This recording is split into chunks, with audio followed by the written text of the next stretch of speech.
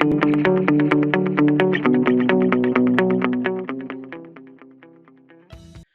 and a very warm welcome to the Analyst dated 31st October 2025, brought to you by Vajiram and Ravi, wherein we'll be covering the 7 set of current affairs issues which are featured in today's newspaper. The handout of this very discussion is available in the comment section below for your future reference. Beginning with the analysis section, firstly we'll try and understand India-ASEAN relationship. Why? Because recently the 22nd India-ASEAN Summit was held.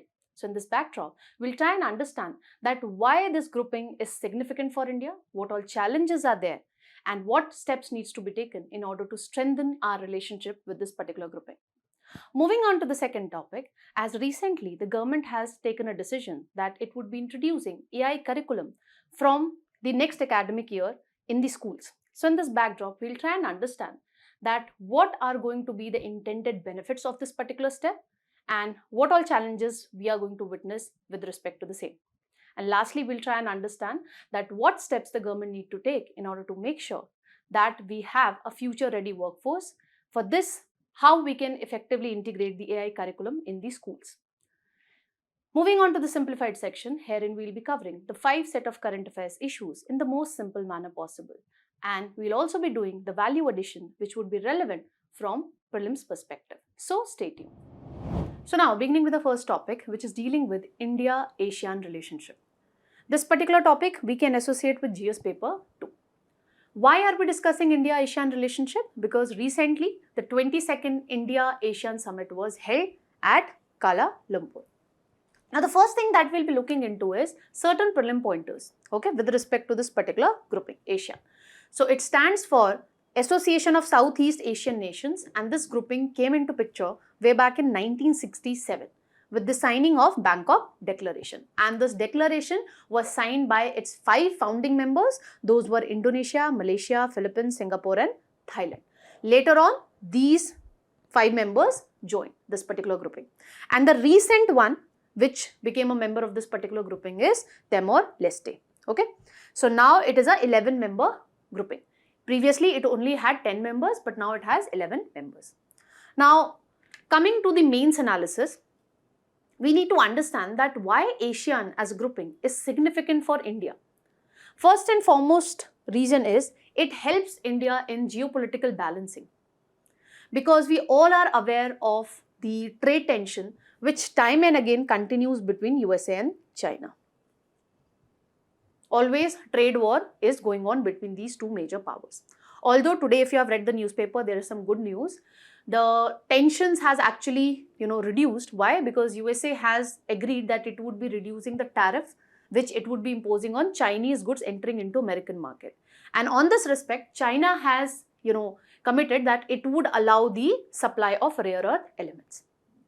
But we all know that these two superpowers are more or less always engaged in trade war. And in this trade war, they actually pressurize India as well as the ASEAN members to align more with one of the country. This severely impacts the strategic autonomy as well as economic independence of India as well as the ASEAN members. So India actually sees ASEAN as a stabilizer because the relation between India and ASEAN is based on mutual respect, respecting the strategic autonomy of the member countries, and it is based on non-interference in the domestic affairs. So, ASEAN grouping actually helps India in geopolitical balancing because, amid the great power competition which is going on between USA and China. Then, another major area of cooperation I would say is maritime security. We all know that China is assertive when it comes to South China Sea. So, all the area which comes under this 9 dash line, which I am highlighting, is claimed by China. And that is the reason it is, in conflict with various ASEAN members. With Philippines, it is in conflict. Way back in 2016, the Permanent Court of Arbitration gave a ruling which was not in favor of China, it was in favor of Philippines, but China refused to abide by the decision given by the Permanent Court of Arbitration. So, India as well as the ASEAN member countries both have raised concern with regards to increasing assertiveness of China in the South China Sea, as well as, increasing China's presence in the Indian Ocean is also a major concern when it comes to India. And that, brings the two together, India and ASEAN member countries. And that is the reason maritime security is one of the major areas of cooperation between the two. And this is the reason in this particular India-ASEAN Summit, 2026 has been designated as ASEAN India Year of Maritime Cooperation to further enhance the collaboration between the two with respect to blue economy. What is blue economy? Wherein you are using the ocean resources, okay, in a sustainable manner. You are using the ocean resources to enhance your, GDP, to promote livelihood, but at the same time, you are ensuring the health of the ocean ecosystem as well. Then, when it comes to the trade and economic integration, the two countries are quite close. ASEAN is India's fourth largest trading partner, and when you look at the bilateral trade in 2023-24, it is roughly equal to $122 billion. So we have better economic ties also. So ASEAN countries are also significant for India. Why? Because they provide a dynamic market. All the ASEAN member countries are emerging economies. Okay, so that is why the ASEAN member countries provide a dynamic market to India's export goods. Then we are also collaborating in the defense sector also. Recently, the BrahMos cruise missile system was sold to Philippines. We are also improving the connectivity with the ASEAN member countries. We have two major projects in this respect. First is India-Myanmar-Thailand Trilateral Highway, which is going to connect the Moreh region of Manipur through Myanmar, and it would be connecting Thailand, okay, the region Mae Sot in Thailand. Okay, so this is the India-Myanmar-Thailand Trilateral Highway. We have another important connectivity project, that is multimodal Kaladan project. We all know that the northeast region is connected with the mainland India through a very thick chicken neck corridor, which you also refer to be as Siliguri corridor. So we are always, having this concern that if China, blocks this chicken neck corridor, then we would be losing our connectivity with the northeastern states. And that is the reason we came up with this idea of Kaladan project. This is one of the benefits. Okay, so this Kaladan project is going to connect Kolkata through waterways through the Swete port of Myanmar, and then from Swete it would be connected to Zoringpui, and later on it would be connecting with the Mizoram region of Luang Thalai. Okay, so it would be improving India's connectivity with the northeastern region.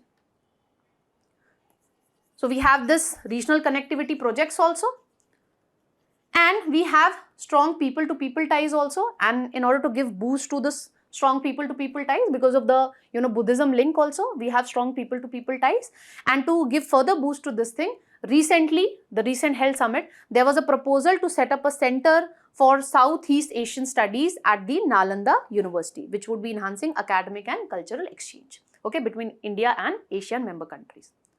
Having understood the significance of this particular grouping for India's interests, we now need to look into the challenges which are there between the two. First, and the major challenges with respect to the trade. In 2009, India and ASEAN signed this ASEAN-India Trade in Goods Agreement. But what we have witnessed is, this particular agreement majorly benefited the ASEAN member countries. Why? On what basis I am saying this? You can understand this by looking at this particular data fact. India's trade deficit with ASEAN countries have increased manifold. And there's another concern which has been highlighted by the Indian authorities, and that is of dumping. ASEAN countries are actually using this particular agreement to dump the goods which are actually originating from China to be dumped in the Indian market. So this is negatively impacting our domestic players, and that is the reason this particular agreement is being reviewed. Okay, and this was the major concern why India did not join the RCEP, because here also China is one of the members. So India was having this concern that if we join this RCEP, okay, which is a free trade deal between ASEAN member countries and Australia, China, Japan, New Zealand and South Korea. So ultimately it would be leading to dumping of Chinese goods in the Indian market, and this would be negatively affecting the domestic players when it comes to Indian economy. Then what we are witnessing is, although we have major connectivity projects, but they have not been completed yet. It is on account of lack of funds. Okay, bureaucratic delays are also one of the reason, and one of the major reason is unrest, political unrest in Myanmar, which is continuing since 2021. So this has delayed the connectivity projects, and ultimately it is impacting the economic integration, the regional connectivity. Then what we are witnessing is the Asian countries are more tilted towards the China. Why? Because they are hugely dependent upon the Chinese economy. You look at the trade between ASEAN and China and Asian countries and India. With China, it has a trade valuing over $700 billion. But when it comes to India, it is merely $122 billion. Okay, this is the data with respect to 2023-24. So that is the reason the ASEAN members do not want to antagonize the China. And this is the reason why we have differences when it comes to our perspective with respect to Indo-Pacific vision. When it comes to India's Indo-Pacific vision, it goes by the Asian centrality, and we talk about open Indo-Pacific. There should be freedom of navigation. But when it comes to the Asian members like Vietnam and Philippines, they support strong India's presence in the Indo-Pacific to basically tackle the increasing Chinese assertiveness in this particular region. But there are other countries like Cambodia which follow a neutral approach because they don't want to antagonize China. Why? Because of their huge economic dependence upon the Chinese economy. Then there are differences with respect to the Myanmar crisis also.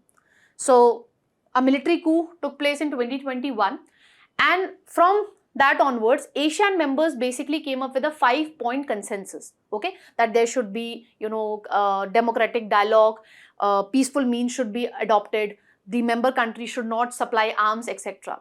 But based on a UN report, what we found out that major state-owned and private Indian companies were known to supply arms and ammunition to the Myanmar military. So the UN report which came up in 2023 pointed out that the supply of arms which the Indian companies are giving to the Myanmar military is contributing to international crimes also. Okay, so this is a bone of contention between ASEAN members as well as India with respect to Myanmar crisis.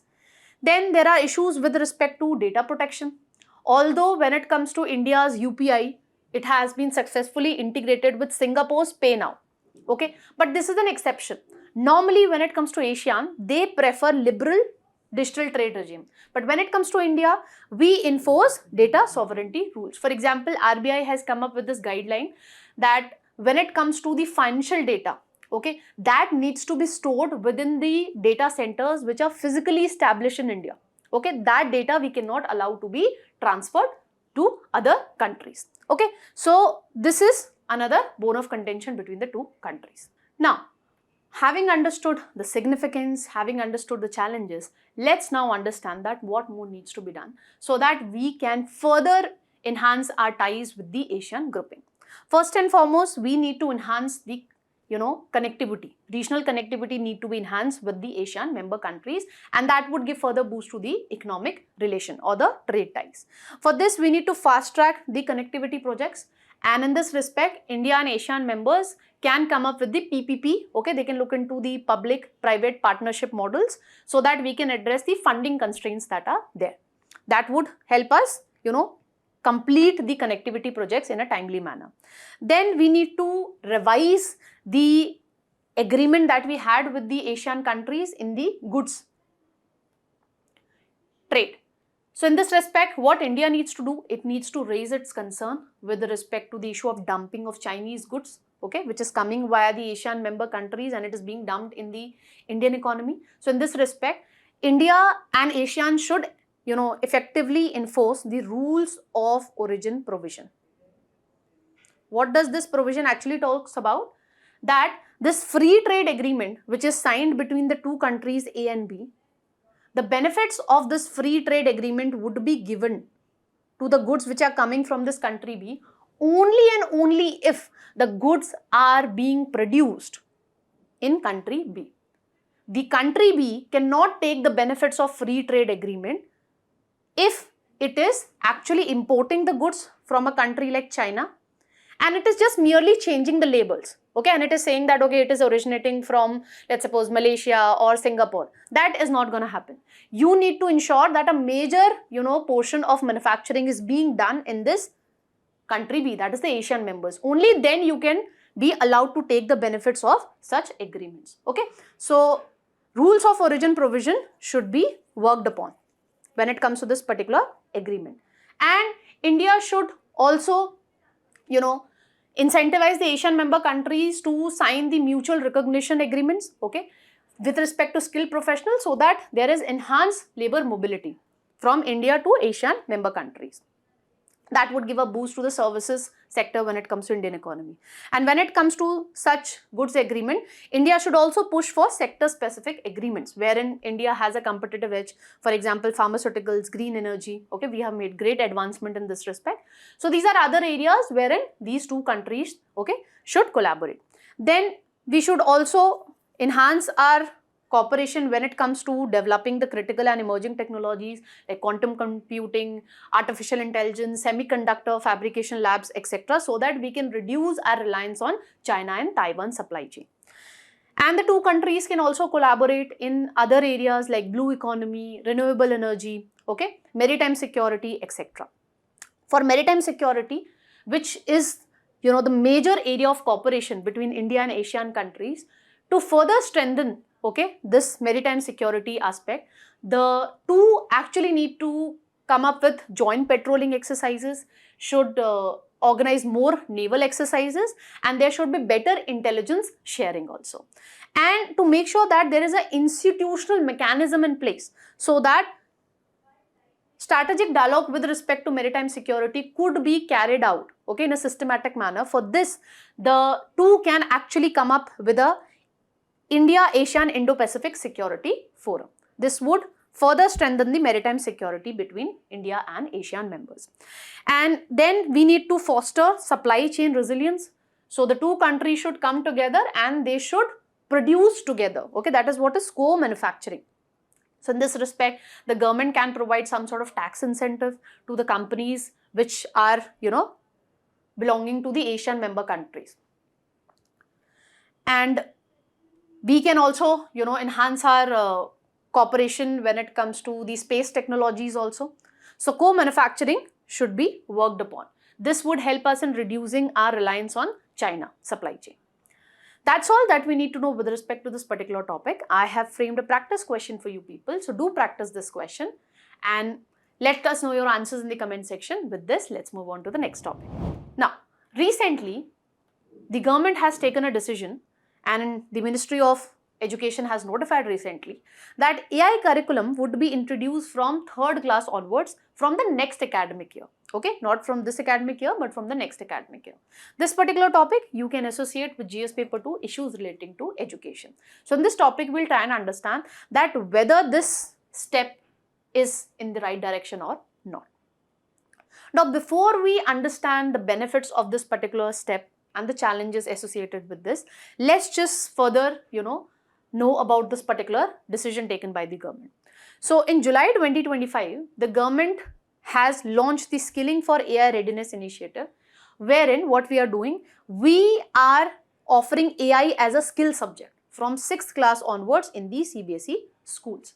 And based on this particular initiative only, later on, currently the Ministry of Education has notified that we would be introducing an AI curriculum. And we are going to do it from class 3rd onwards, from the next academic year. Now, the thing that you need to understand is, what do we mean by AI literacy and what do we mean by AI skills? When it comes to AI literacy, here the students would be made to understand that actually how this AI tool is working. And whatever responses the AI is giving to you or the chatbots is giving to you, you need to analyze it. okay, with a critical mindset. You're not supposed to just accept it because it can give you a biased reply also. Okay, herein the teachers would be having a major role to play.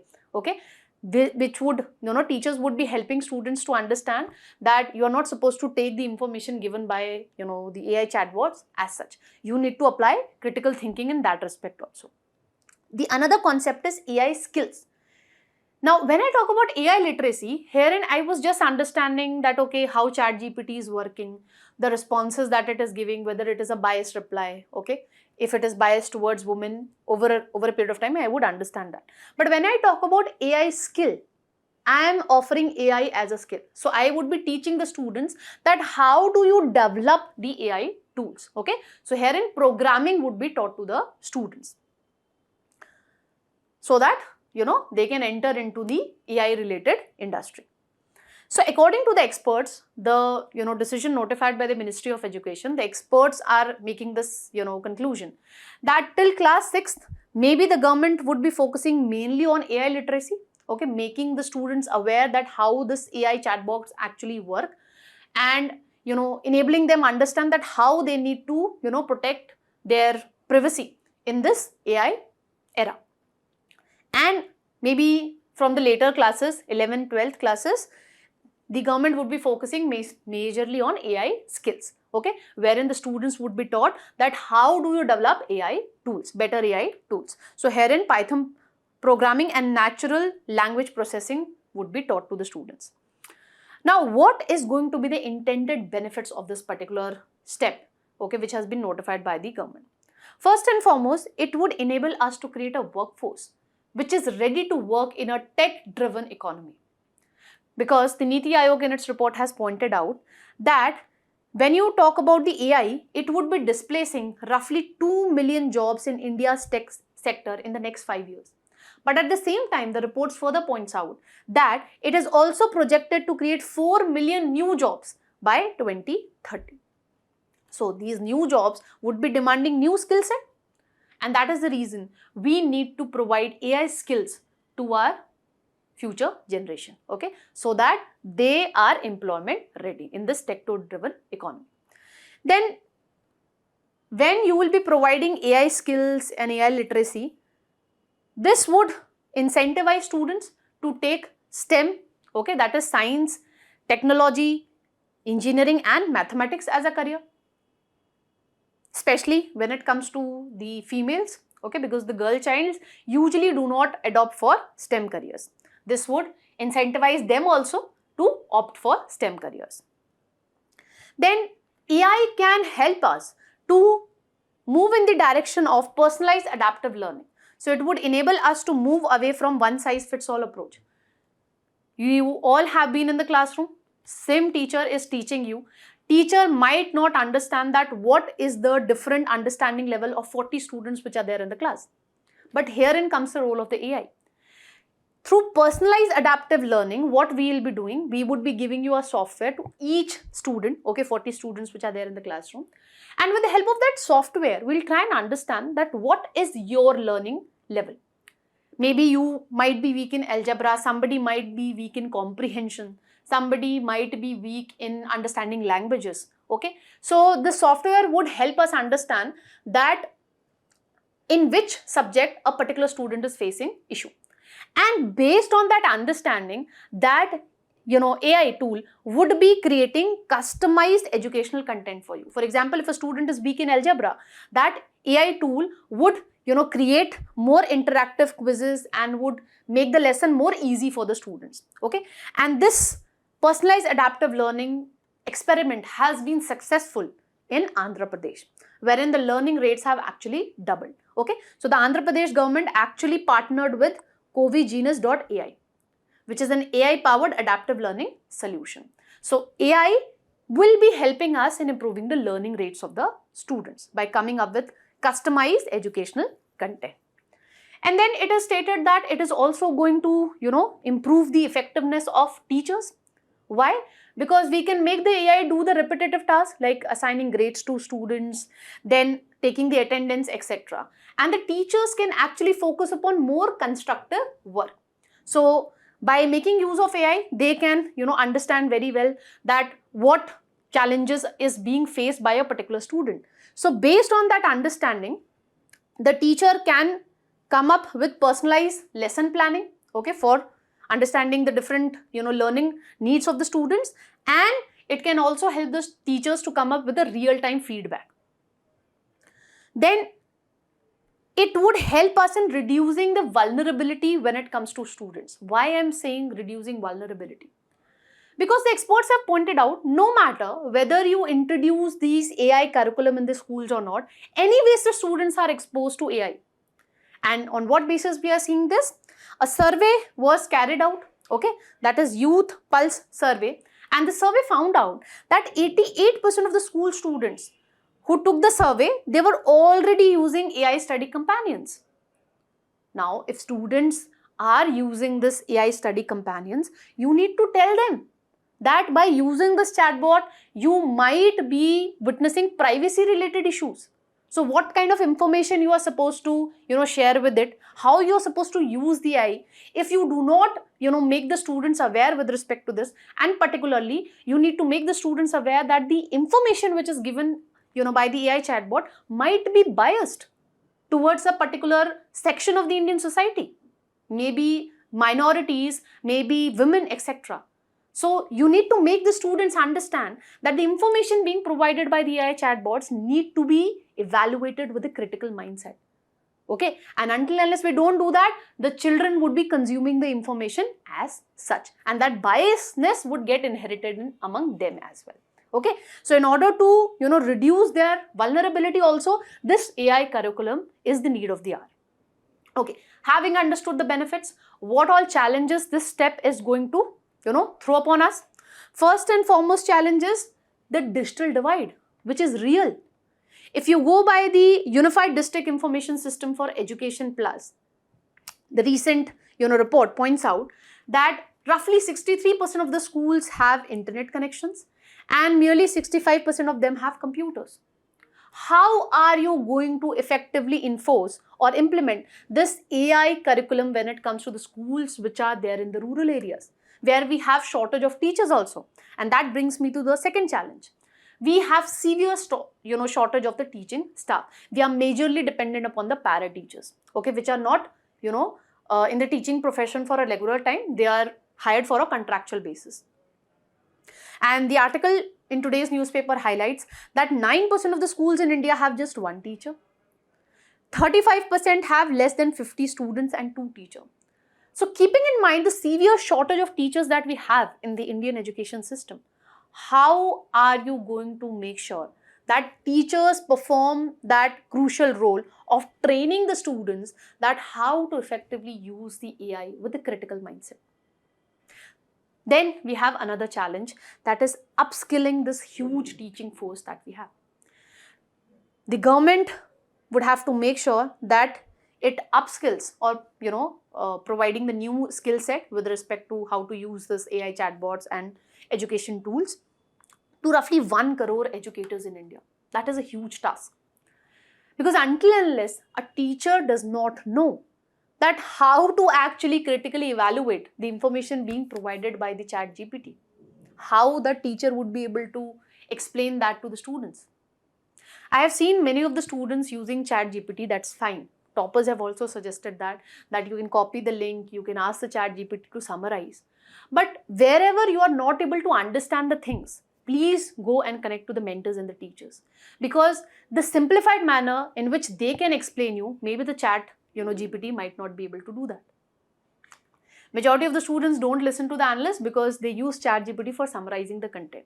But the person who is teaching here would be explaining you the things by giving a real life example that stays in your mind for a longer period of time. And that brings me to another challenge, that is diseducation. So a study was carried out wherein what we did was, we allowed the students that you can use the AI education tools and you can ask for the answers. But then when the students were asked that you explain the same thing, what you've understood, the answers that you got from the AI chatbot, just explain that in your own words. Majority of the students fail to do so. And that is something that I'm seeing common among the UPSC aspirants also. It's good that you're using technology, But when I asked the students that, okay, you use ChatGPT to summarize a particular content, just, tell me the crux of that particular article, or one or two questions when I ask, the students are not able to answer that. So this has been termed as diseducation. You are supposed to use the technology to get the answers, but at the same time, you are supposed to critically analyze the things, okay, the data facts which is coming in front of you. Then the psychological impact, which, has been highlighted by the expert that we are going to witness upon the children. See, you need to understand that certain values can be inculcated among the children only through interpersonal relations. Now, when it comes to values like love, sacrifice, empathy, sympathy, emotional intelligence, how do you develop such values? Through personal interactions. Are you able to develop such values when you are interacting just with a chatbot? The answer is no. And you need an emotional, intelligent, future generation. You don't just need technocrats. So that is another challenge which has been highlighted by UNICEF as well. Then there are ethical concerns with respect to data privacy, with respect to the algorithm bias, because we don't know if, we are exposing the students to AI chatbots, but we don't know that the information that is being provided there is actually accurate or not. I have used this ChatGPT thing. If I give two conflicting, facts to the ChatGPT, it gets confused. Especially in the domain of economics, I have seen this happening. Because economics is a subject which is not explained in a lucid manner at majority of the places. Okay. So these are the concerns. We need to make the students aware with respect to algorithm bias, and we need to train them with respect to how they can ensure or protect their personal information, even while using these ChatGPT or AI education tools. What more needs to be done? First and foremost, if you want effective integration of AI curriculum in the schools, we need to ensure upskilling of our teaching workforce. In this respect, the government has taken, good step. So since 2019, over 10,000 teachers have already been trained by the government, okay, by collaborating with the technology giants like Intel, IBM, and government institutions like National Institute of Electronics and Information Technology. So this needs to be carried forward. Then we need to create a safer ecosystem. Although it's fine that we are teaching the students that how do you make sure that the information that you are disclosing on such platforms is secure. So we need to train them, we need to educate them that how they can ensure their privacy. But at the same time, we need to create a safer ecosystem. For that, we need to place some obligation on the data fiduciaries, okay, the intermediaries which are there. What kind of restriction? Restriction in respect of how they can actually use the children data, what kind of data they can actually collect, and how they can actually use it. Then experts have pointed out that in the initial stages, till the age of 12, we should actually focus more upon the foundational literacy and the critical thinking. So here, if you want, you can focus more upon the AI literacy, okay, telling them that how the AI education tools actually work. And from the greater, grades like class 9th onwards, you can start, giving them AI skills. Then we need to severe, address the digital divide which is there. So electricity supply, internet facilities need to be ensured in every school which is there in the country. And we also need to make sure that the content is available in different regional languages also, because language barrier is also one of the challenge. And lastly, we need to keep on evolving our pedagogy with the changing times. We cannot rely on the rote learning thing. We have to integrate AI because this is the new reality. But in this respect, you need to evolve your pedagogy. And how we can do that? By training the teachers effectively, that how to use this AI tool and how to make sure that the students, while using these AI tools, are also made to critically analyze the facts which are being provided by these tools. That's all that we need to know with respect to this particular topic. I have framed a practice question for you people. Based on the discussion, do try and practice this particular mains question. With this, let's move on to the simplified section. Now, beginning with the simplified section, and write-up has appeared in the explain page of the Indian Express, wherein the experts have pointed out with respect to the looming secondary sanction threat with respect to the oil refiners in India. This particular topic you can associate with the economy section of a prelim syllabus. So when it comes to India, whenever a country has imposed unilateral sanction on, let's suppose, another country B, India has raised voice against this. But when it comes to India, we are following the unilateral sanctions being imposed by USA with respect to, Iranian oil or oil being imported from Venezuela. We reduced our crude oil import from these two countries. And the similar story is being carried forward when it comes to Russia. So previously, USA, imposed sanction on two Russian oil giants, that is Rosneft and Lukoil. And the major refiners of India are abiding by this unilateral sanction. You talk about Indian Oil Corporation, it is also following it. When it comes to Hindustan Petroleum Corporation and the Mittal Energy, this is a joint venture. So this refiner, this has become the first Indian refiner which has officially stated that, see, in the backdrop of US unilateral sanction on the two Russian oil giants, we are suspending the future import from Russia, okay, of crude oil. And when it comes to Reliance Industries, it is currently assessing that what happens if we do not follow the unilateral sanctions being imposed by USA administration. And it has stated that it would be fully, complying with whatever directives which are issued by the Indian government on this particular issue. Now, you need to understand that why the USA and the other Western countries are targeting these two major Russian oil companies only. Because these two major companies, according to Bloomberg, they account for nearly half of Russia's total crude oil export. And energy sector, why it is being targeted? Because it accounts for 20% of Russia's GDP. So why the USA and the Western countries did not impose a blanket, sanction on all the crude oil which is coming from Russia? And why it targeted these two major Russian oil companies? Because it has to, meet two objectives. Firstly, it has to pressurize Russia that it end its war, which it has, been carrying out with respect to Ukraine. Why? How? Because by targeting these two major Russian oil companies, this would be severely impacting the economy of Russia. So when it would not be having the funds, it would not be able to, carry forward its war with Ukraine. And at the same time, why USA did not impose a blanket sanction on all the crude oil emanating from Russia? Because it also have to make sure that there is adequate supply of crude oil in the global market. Because if the supply goes down, what happens? The price increase manifold. And this, the USA and the Western countries did not want it. Okay, so that is why they have targeted only these two major Russian oil companies and not the entire crude oil which is being exported by Russia. Now, you need to understand the difference between the sanctions, that is primary sanction and secondary sanction. The article is basically talking majorly about secondary sanction, but let's just understand what are primary sanctions. So primary sanction is when the US administration says that the American citizen and the corporate houses are not supposed to, deal with this particular country or this particular company, like for this case, these particular Russian oil companies.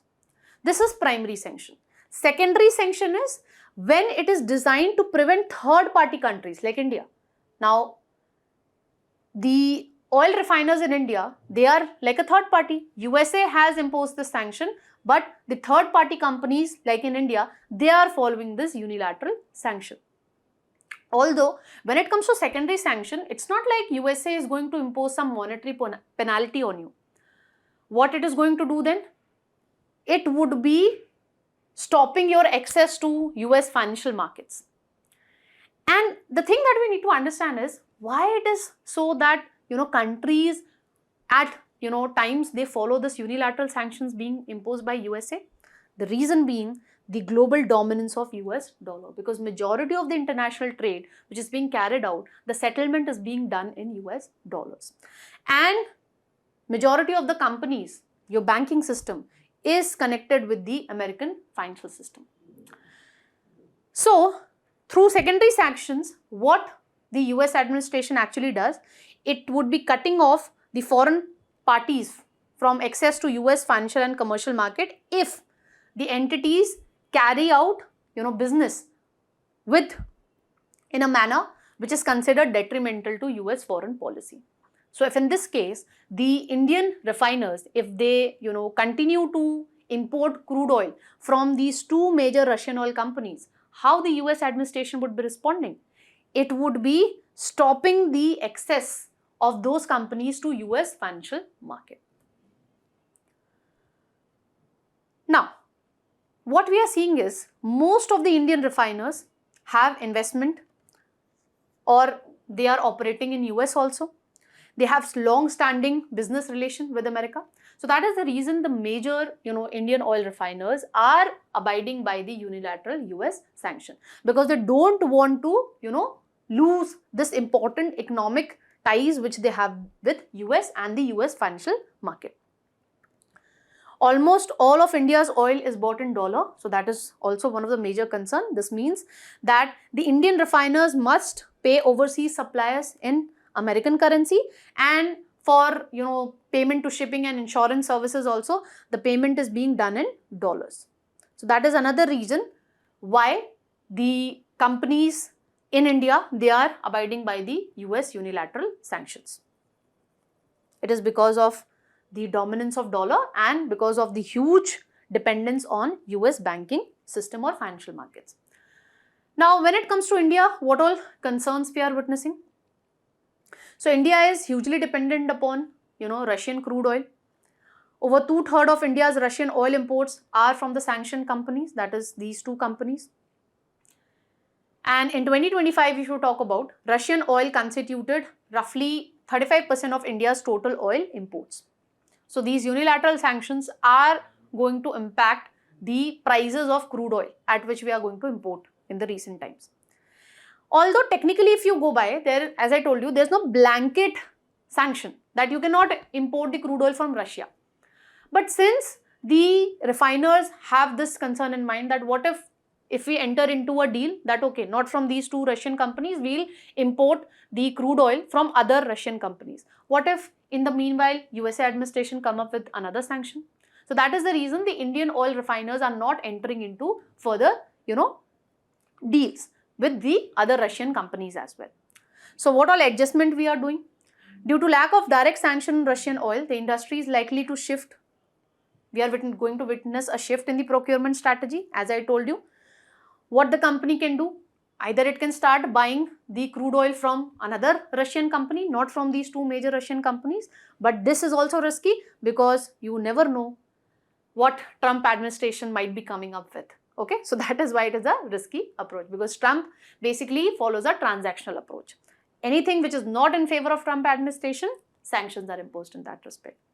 So what is government stance? The Indian government has stated that we would continue to import crude oil, okay, wherever we get it at an affordable cost. Although overall the full impact of these sanctions remain to be seen, because the threat of secondary sanction would likely lead to reevaluation of India's import strategies in the meanwhile.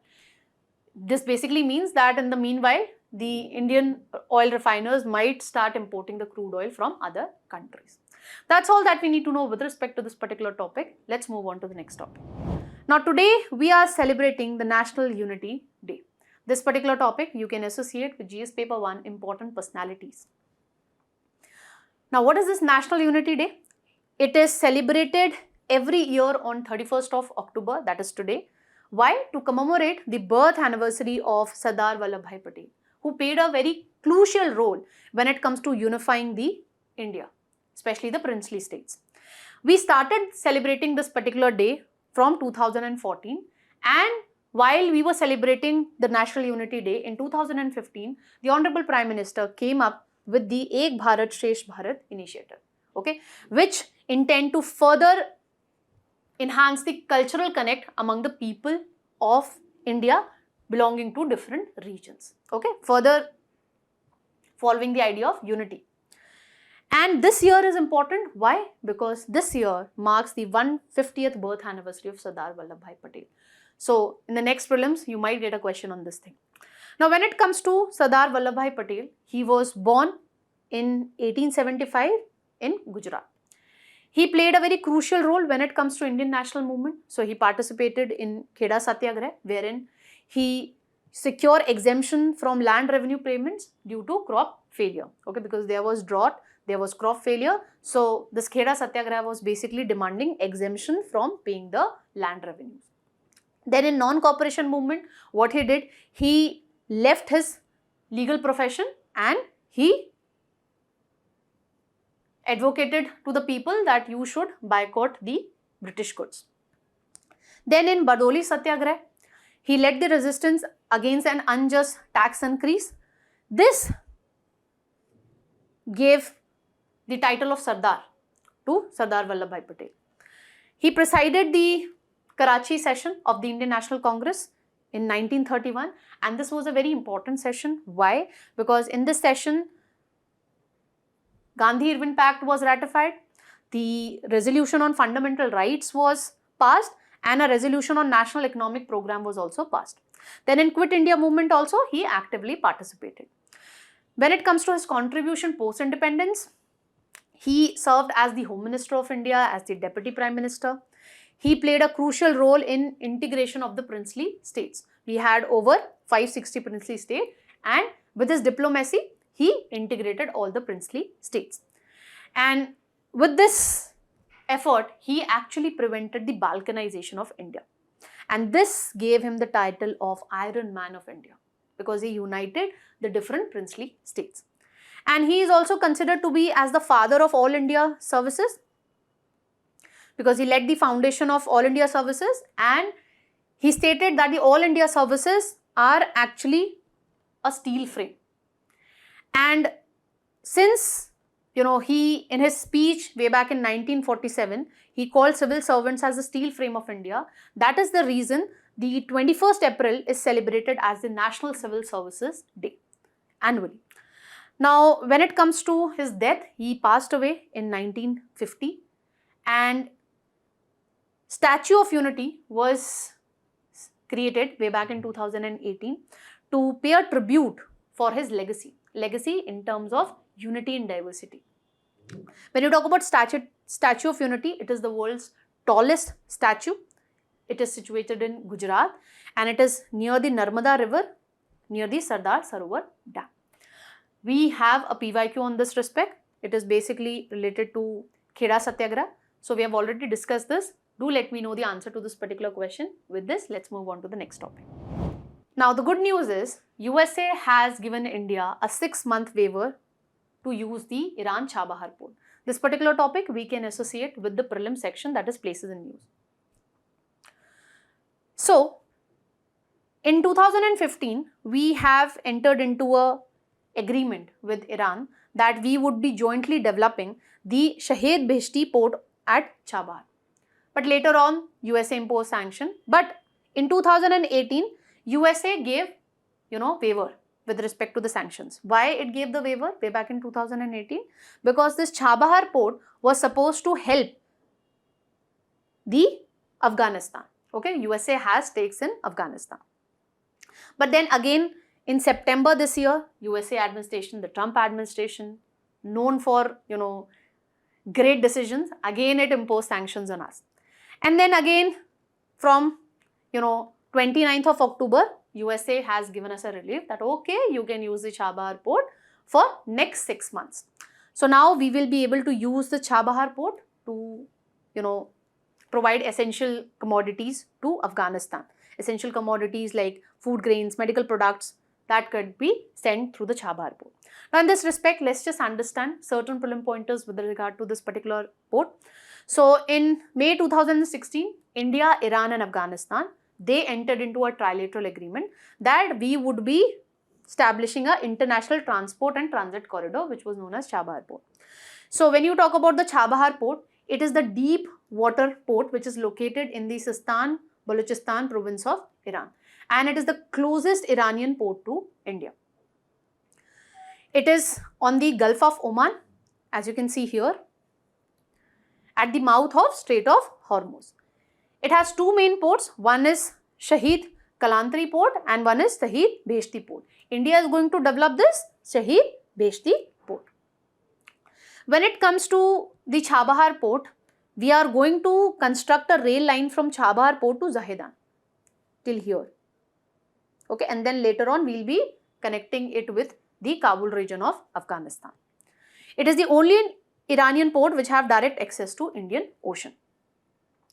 Now, why this port is significant for India? First is, we have made a lot of investment in this particular port, but we need to understand why we made so much of investment in this Chabahar port. First and foremost reason is, it helps us bypass Pakistan. If we want to supply food grains or medical products to Afghanistan, we don't need to cross Pakistan. We can, from Mumbai, we can go to this Chabahar port and then we can supply the essential commodities to Afghanistan. So it offers an alternative trade route. Then it helps us in strengthening our relation with Central Asian nations. Okay, these are the 5 Central Asian nations. That is Kazakhstan, Uzbekistan, Turkmenistan, Kyrgyzstan and Tajikistan. And majority of the Central Asian nations are rich in resources, but they don't have a direct access to sea, or they don't have a direct connect with India. So it is the Chabahar port which enables us to establish, better connectivity with the Central Asian nations also. Then it helps us to provide humanitarian assistance also. When it comes to Afghanistan, we have, sent roughly 2.5 million tons of wheat, 2,000 tons of pulses, etc. to Afghanistan via this port. And when it comes to Iran also, here also we have done humanitarian assistance in 2021 by providing eco-friendly pesticide, that is malathion, to Iran. Okay, so that it can effectively deal with the locust attack. Then it enables us to, counter the Chinese pressure. Okay, because when it comes to China, it has developed this Gwadar port in Pakistan. And this Chabahar port, as you can see, it is quite close to this Gwadar port. So it helps us, counter the Chinese presence in this particular Indian Ocean region. Now, when it comes to this Chabahar port, it is also proposed to be a part of the International North-South Transport Corridor. This red line, this is International North-South Transport Corridor. So this enables us to establish better connectivity with the Central Asian countries, with the Russia. Okay, normally this is the route that we follow, this blue line. So herein the shipping cost is quite high, and once this North-South Transport Corridor is fully developed, this would help us in reducing the shipping cost. That's all that we need to know with respect to this particular topic. We have a PYQ on this Chabahar port. So let us know the answer in the comment section. With this, let's move on to the next topic. Now recently, the states have given a suggestion to the center that let's just incorporate the breakfast element in the PM Poshan scheme. This particular topic we can associate with the government scheme section of the prelim syllabus. Now, as I told you, various states have given a proposal to the central government that let's just include the breakfast element also in the PM Poshan scheme. Similar proposal was also given by the Education Ministry, but it was turned down by the Ministry of Finance. Now, the states have pointed out that if we incorporate the breakfast element under this particular scheme, it would help us in improving the nutritional outcomes, learning outcomes, and it would also help us in improving the attendance of the students also. And it is in alignment with the national education policy also. And this has been successful, okay, in Tamil Nadu. Tamil Nadu introduced this breakfast element in 2022, and we are, witnessing improved learning outcomes in this respect. So that is the reason different states have made a request to the center that let's just incorporate the breakfast element, okay, keeping in line the success of this breakfast scheme in Tamil Nadu. Let's just incorporate this in PM Poshan scheme as well. So the center has pointed out that the cost of introducing this breakfast element would be roughly around 6,000 crore annually. But the experts are pointing out that this cost would be, very less in comparison to the benefits that we'll be getting. Benefits in terms of, reduced medical expenditure, improved health outcomes, and improved learning outcomes and better productivity. But, if you want to implement this breakfast element, we need to take care of the logistics also. Logistics in form of kitchen infrastructure, supply chains needs to be effective, hygiene should be taken into account on, and we should adhere to the nutritional guidelines. Balanced meals should be provided so that we can tackle the hidden hunger as well. And better monitoring should be there, and for its effective implementation, we also need meaningful community engagement. Okay, so the community can help us in social audits, that whether the breakfast element is being implemented properly, if it gets implemented. Okay, so the experts have pointed out that if you want to incorporate this breakfast element under the PM Poshan scheme, the center needs to take care of the logistic, and it should take care of the needs of the frontline workers. Okay, the situation that we are witnessing with respect to Anganwadi and Asha workers should not be the same that we witness with respect to the schools. Okay, so adequate remuneration should be given to the people who are providing food to the students in the government and government aided school under the PM Poshan scheme. Okay, now let's just understand certain prelim pointers with regard to this particular scheme. So it is a centrally sponsored scheme. That means the financial burden would be shared by the center and the state. If you talk about the funding pattern, so 60% needs to be borne by the center and 40% needs to be borne by the states and UTs which have a legislature. In UTs where we do not have a legislature, 100% would be, borne by the center. For northeastern states and Himalayan states, 90% would be borne by center, 10% by the northeastern states government. Now, when you talk about the scheme, it intends to provide hot cooked meal to the students who are studying in Bal Vatikas, to the students who are studying in class 8th. Okay, Bal Vatikas are basically preschools, the Anganwadi, etc. which are there. In government and government aided school, on all school days, and the scheme is being implemented from 2021 and it would be implemented till 25-26. Formerly, this scheme was known as midday meal scheme and it is being implemented by Ministry of Education. It has twin objective, basically to enhance the nutritional outcomes of the students and to improve retention and attendance. Because majority of the students who are belonging to, vulnerable sections or from poor economic background, they are not able to afford meals. And that is the reason the parents actually send their students to the schools. So this is the reason why the scheme has been introduced. Now, when it comes to this particular scheme, in 2024, central government approved various additional features under this particular scheme. So what were those additional features? That now the Bal Vatikas would also be included. Bal Vatikas are basically the preschools before class 1. Then Tithi Bhoj would be there, which would be basically a community participation program in which the people would be providing special, food which is prepared to children on special occasion. Tithi means some special auspicious occasion. And this would be in addition to the regular meal. This is something that you need to make note of. Then the government also, came up with this guideline with respect to coming up with school nutritional gardens. So this would enable the children to get fresh vegetables and fruits. And this would also give children the first-hand experience when it comes to gardening also. So the school nutritional gardens would be, created within the premises or, area which is closer to the school. Then we have introduced the element of social audit. So with the community engagement, we would be doing robust monitoring of this particular scheme. Then we talked about vocal for local. So the states and the union territories are being encouraged by the central government that you decide the menu, okay, which is suitable to the local, conditions. Okay, in northern region, majorly we prefer rotis, okay, or wheat, and in the southern region, majorly the rice is preferred. So keeping in mind the local eating habits, the states and UTs are allowed to prepare the menu. Then special focus needs to be given for supplementary nutrition in aspirational district, tribal districts with identified higher cases of malnutrition. Okay, so special emphasis should be given to these districts, okay, the students who are studying in these districts. And during any disaster, there is a provision for hot cooked meal to be provided to the students even when the schools are closed. Okay, so that whatever gain that we have made with respect to the nutritional status of the children, we do not fall back upon that.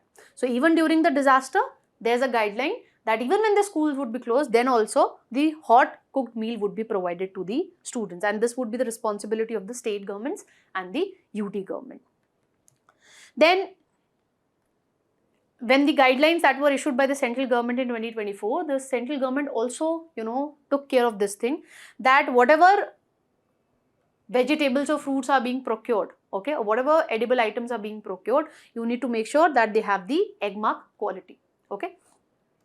And you need to provide, the state government needs to provide the training to the cook, okay, or the helpers of the cook, and whatever food would be served to the students, that need to be, tasted before by 2-3 members of the school management committee, in which one member should be the teacher, okay, in order to make sure that we do not have food poisoning cases, which is quite common when it comes to the midday meal scheme. So we do not want to, repeat that mistake.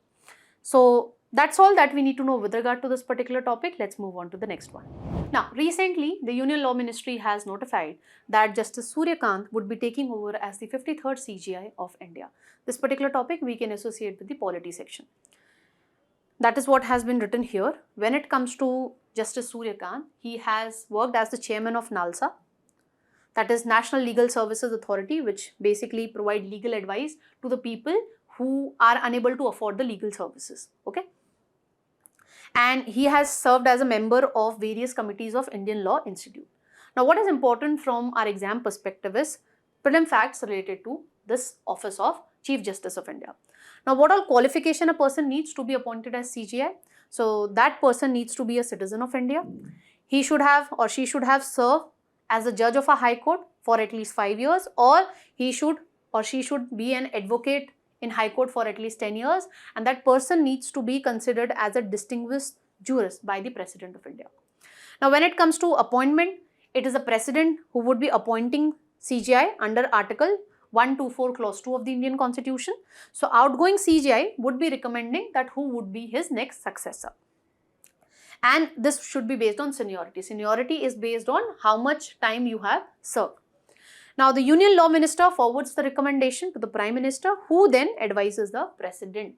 Why? Because we have parliamentary form of government in India. So, the President would be exercising all its powers and functions based on the advice of Council of Ministers, which is headed by the Prime Minister. Now, previously, the executive had a say when it comes to appointing the CGI. So, keeping this thing in mind that executive have misused this power previously. So, in the second judge's case in 1993, it was, made a convention that now the senior most Supreme Court judge would be appointed as CGI. Okay, so this was done to ensure the independence of the judiciary and reducing the role of the executive. Now, when it comes to the powers in the role of CGI, so he is the master of roster. CGI is the one who allocates the cases to Supreme Court benches, and he is the one who composes the Supreme Court benches. He is the head of the collegium, which takes the decision with respect to appointment and the transfer of High Court and Supreme Court judges. Transfer with respect to High Court judges, not Supreme Court judges. Then he supervises the court administration, staff appointment and judicial proceeding management.